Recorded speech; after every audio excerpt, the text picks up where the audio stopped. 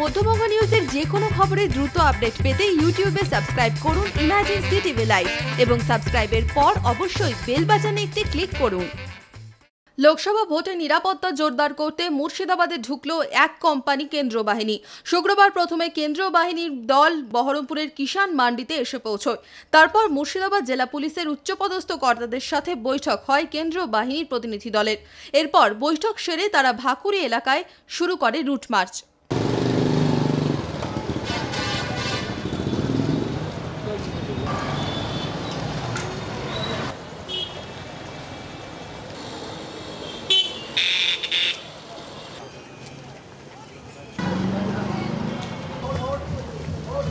যদি মধ্যবঙ্গ নিউজের এই খবরটি ভালো লেগে থাকে তাহলে অবশ্যই একটি লাইক দেবেন এবং ইউটিউবে ইমার্জেন্সি টিভি চ্যানেলটি সাবস্ক্রাইব করবেন।